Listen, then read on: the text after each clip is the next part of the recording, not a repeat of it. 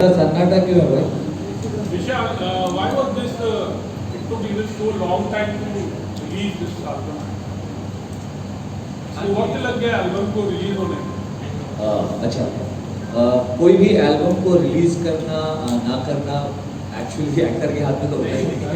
It is the music company and the producer who decides. पर जहाँ तक मुझे पता है, because I have been a part of this journey, हमने शूट किया था 2020 में और रिलीज करने वाले थे. दैट टाइम सिड भाई had not even done big boss. He went into big boss और झूठ नहीं बोलूँगा, थोड़ा सा लालच शायद आ जाता है हर किसी के. Everybody wants to cash on popularity. और सिड भाई की जैसी पर्सनैलिटी थी, we all knew that he will rock. की स्टोरी शेयर करने वाली नहीं है. एक कटिंग चाय और पार्ले जी वाली दोस्ती है.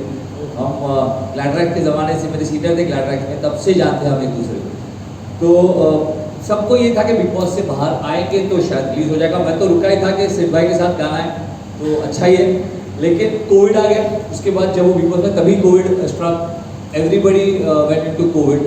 कोविड चलते चलते सिद्धार्थ भाई बहुत मतलब बोलने में भी, मतलब हु न्यू दैट इतना हंसता खेलता इंसान, मस्त इंसान, सबको इतने ब्लेसिंग्स वाला इंसान इस हमारे बीच नहीं रहेगा. एंड जैसे गाने में है, releasing this song at that moment would be somewhere playing with sentiments of family and friends, fans, क्योंकि फिर तो बहुत ही क्रूअल हो जाता. उसके बाद कोविड का दौर चलता रहा. मैं बिग बॉस में गया. मैं genuinely as an actor, trust me, मैं तो चाहता था कि मैं जब बिग बॉस में अंदर गया तब ये रिलीज हो. तो यू नो इट, मैं मैं दिल खोल के अपने लालच के बारे में बता रहा हूँ, बट नहीं हुआ. अब ये गाना रिलीज हो रहा है, अभी भी बहुत अच्छा लग रहा है. एटलीस्ट फैंस तक ये गाना पहुँचेगा. तो this is the reason this song took so long. And Siddharth भाई का शायद नहीं, यकीनन ये आखिरी काम है एज एन एक्टर. तो I want everybody to just give all the love. Makers से मैं कुछ सवाल है मेरे मेकर्स को लेकर. मेकर्स, मेरा सवाल आपसे है कि सिद्धार्थ की फैमिली से एक ऑफिशियल स्टेटमेंट आया था जहाँ पे लिखा था कि कोई भी गाना उनके ऊपर नहीं बनना चाहिए. और अभी भी ट्विटर पे ट्रेंड हो रहा है कि stop using Siddharth Shukla.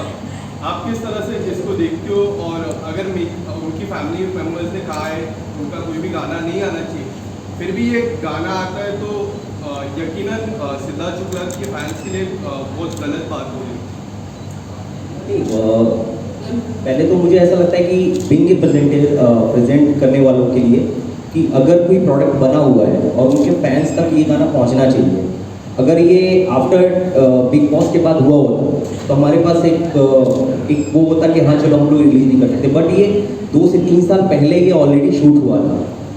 So as an producer, as an makers, सबका एक वो होता है कि हाँ उनका प्रोडक्ट एक्चुअली फ्लोर पे या एक्चुअली सारी चीज़ों सबके सामने आना चाहिए. तो मुझे नहीं लगता कि ये चीज़ें गलत है. मेरे ख्याल से सब होना चाहिए, सबके सामने आना चाहिए ये song. But there was a statement out from his family members. I'll take that one up. First of all, वो स्टेटमेंट आप बोल रहे हो कि हमारे गाने के लिए, तो न्यूज़ है. थैंक यू फॉर, हमको तो पता भी नहीं था कि वो हमारे गाने के लिए, क्योंकि वो एक जनरल स्टेटमेंट था. उसके बाद भी सिद्धार्थ के बहुत सारे गाने आए हैं. उनके जब सिद्धार्थ नहीं रहे उसके बाद भी 1-2 गाने आए हैं शायद जिसमें सिद्धार्थ है ही नहीं. इसमें तो सिद्धार्थ है और उनका काम है. सो पहली बात तो वो स्टेटमेंट हमारे लिए गाने के लिए जैसे आप बता रहे हो. सेकेंडली, अगर आप फैंस की बात करें तो ऐसा कौन सा फैन है सिद्धार्थ शुक्ला का जो मुझे हाथ उठा के बताए कि मैं उनका काम नहीं देखना चाहता? अगर वो हुआ ना तो मैं मान जाऊँगा. और सबसे इम्पॉर्टेंट बात है कि ये गाना सिद्धार्थ भाई का या विशाल कोटियन, अगर ऐसा ही है तो फिर तो दीपिका त्रिपाठी का है. सबसे ज़्यादा तो वो है इस गाने में. एक लड़की दोनों लड़कों के अपोजिट, तो गाना तो दीपिका त्रिपाठी का हो. तो ये गाना, जब एक गाना बनता है ना, तो वो किसी एक्टर का नहीं होता. गाना फैंस का होता है. फैंस देखना चाहते हैं. कोई भी फिल्म बनती है फैंस की होती है. फैंस उसे हिट या फ्लॉप करते हैं. ठीक है, तो मैं तो सिद्धार्थ भाई का फैन हूँ.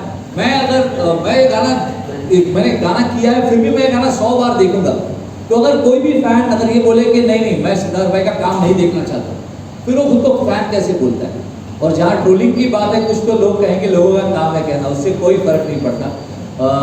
सारे फैंस अगर जेन्युइन सिद्धार्थ भाई के फैंस हैं तो जाकर इस गाने को देखें, प्यार दें, क्योंकि ये सिद्धार्थ भाई का आखिरी काम है जो लोगों के बीच आएगा। ये कहते हुए दिल भर आता है, पर है जो है वो है, सच्चाई का सामना करना पड़ेगा। और एक शो से ना, या एक गाने से, या एक फिल्म से, किसी भी चीज़ से ना सिर्फ एक्टर ही नहीं जुड़ा होता, एक स्पॉट बॉय भी जुड़ा होता है, कैमरामैन भी जुड़ा होता है, सारे लोग जुड़े होते हैं। कोई चीज़ जब चलती है, हिट होती है, तो उनका रुका हुआ पैसा, उनके जो, क्योंकि हम 2 साल कोविड में बहुत बुरे वक्त से गुजरे हैं, तो आई एम टचवुड, हम बहुत लकी हैं कि ऊपर वाले की दुआ से खाने पीने का और अच्छी ज़िंदगी जी रहे हैं। पर बहुत सारे लोग हैं जो अभी भी अपने पैसे के लिए रुके हैं कि सर 2 साल हो गया, तो शायद ये गाना हिट हो जाए तो उन सबके पैसे भी मिल जाए।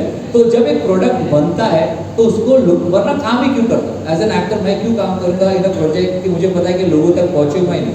कल अगर मैं भी ना रहूँ, मैं ये बोल रहा हूँ कि कल, क्योंकि ज़िंदगी का कोई भरोसा नहीं, कोविड ने हमें सिखा दिया, कल अगर मैं भी ना रहूँ तो मेरा कोई बाकी काम हो ना, तो किसी से सवाल मत पूछना भाई, उसे रिलीज़ कर देना, मैं ऊपर से दुआ दूँ। सर अगर फ्यूचर में सिद्धार्थ की फैमिली जो है अगर अपोज करती है इस गाने को लेकर, तो आपका क्या नेक्स्ट स्टेप रहेगा?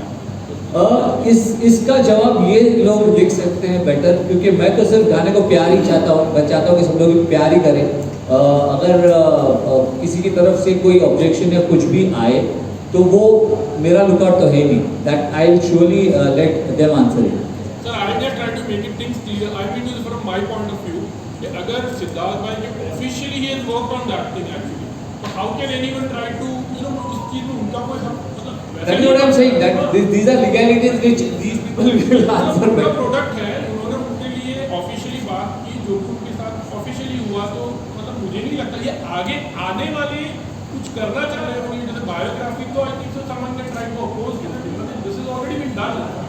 Okay, I think ये प्रोड्यूसर रमेश पारेख, इनका सारा कॉपीराइट्स उन्हीं के पास है। बिकॉज अगर किसी को कुछ प्रॉब्लम है, लेकिन directly speak to Ramesh Parekh, producer. Label का काम है, उन्होंने गाना रिलीज कर दिया, ठीक है, फैंस तक पहुंचा दिया। अगर कुछ भी प्रॉब्लम लेकिन speak to producer directly. Also मुझे लगता है फोटोफ्रेंड एक बहुत ही नामी म्यूजिक कंपनी है। Ramesh Parekh R events is also quite popular. Without documentation के वो बिना इस कॉन्ट्रैक्ट से करेंगे नहीं। And I think that gentleman has answered your question. I am so happy that media is supporting, and that gentleman has answered your question more beautifully than even I could. Thank you sir so much. But वही है, किसी भी गाने पर ना मुझे ऐसा लगता है एज एन एक्टर मैं टेक्निकलिटीज नहीं जानता। अगर जानता तो शायद किसी ऑफिस में बैठकर करोड़ों कमा रहा होता साइन करके, पर नहीं जानता। मैं कलाकार हूँ। मुझे लगता है एज एन एक्टर मैं अपना हर काम चाहूँगा कि लोगों तक पहुँचे। और एंड सेम विद सिड भाई, I know him for, I am telling you this because I know him for lot of years. मैं वो भी यही चाहते हैं कि उनका हर काम लोगों तक पहुँचे, क्योंकि हम काम लोगों के लिए करते हैं यार, वरना तो फिर why would we work as actors. There are lots of films which just come up on. Sushant Singh last film was also this. Exactly, and as he rightly said, अगर कोई बायोपिक अब बनाना चाहे, then he has to take a permission, obviously. But अगर जो काम है, जो legally हुआ है, जो सब कुछ है, तो that has to be released, क्योंकि उससे बहुत लोगों के पैसे जुड़े हुए हैं। सर मिलने दीजिए सबके पैसे। सुशांत जी की और ऋषि सर की भी अभी एक मूवी रिलीज हुई थी जो उन्होंने बहुत पहले किया हुआ था, और जो उनको हाफ पार्ट होना परेश जी ने आई थिंक उन्होंने किया है। तो मुझे लगता है सब ऑफिशियल जब राइट्स थे हमारे पास तभी सिद्ध सर ने किया होगा ये काम, और जाहिर सी बात है ऑफिशियल राइट्स है तभी ये गाना रिलीज हुआ है, वरना ऐसे तो नहीं कोई कंपनी कर सकती है। तो बाकी क्या होता है कि गाना आपके सामने है, ऑफिशियल सारे राइट्स अपने पास हैं, तो मुझे नहीं लगता कोई ऐसा कुछ होना चाहिए बाकी का। One last question from my side. Any memorable moment like you like to share? Like any memory? और आपने कहा था कि चाय बिस्किट वाला, पार्ले जी वाला, like आपकी दोस्ती, it's not like बहुत सारी मेमोरीज है मेरे और सिद्ध भाई की। जब मैं ग्लैडरैक्स में जा रहा था तो मुझे अभी भी याद है, हमें कहा गया था कि सिंपल है, jeans, white T shirt and jacket audition round में।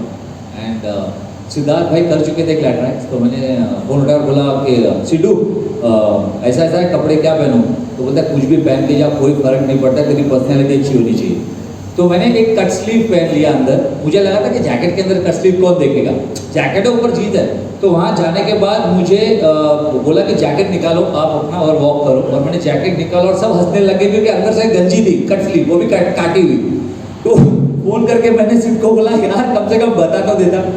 वो एक बात है, कपड़ों को लेकर और एक बात है, ये गाने के वक्त जब कॉस्ट्यूम डिसाइड हो रहे थे तो Sid was very clear with his clothes, और उनके कपड़े बहुत ये थे। मैं अपने कपड़ों, क्योंकि बीच पे था मेरा काम और मेरे 2-3 अलग अलग लुक्स थे, तो मैं अपने कपड़ों को लेकर थोड़ा सा ये था कि नहीं यार मुझे ये नहीं पहनना है, मुझे ये पहनना है मुझे। और Siddharth Shukla is there in the song, तो थोड़ा वो भी है कि अच्छा दिखना पड़ेगा भाई, ये भाई खा जाएगा। तो थोड़े अच्छे कपड़े चाहता था कि कम से कम कपड़े से अच्छा दिखूं। तो मैं बहुत खिटखिट करा, तो सीट मेरे पास आया और कहा कि भाई एक काम कर, तू मेरे कपड़े पहन ले, मेरे को फर्क नहीं पड़ता, तू मेरे कपड़े पहन ले। उस वक्त मुझे समझ नहीं आया, पर आज मैं समझता हूँ कि हम दोनों के सीने का साइज एक ही था, कपड़ों का साइज एक ही था, लेकिन उस आदमी का दिल मुझसे बहुत बड़ा था।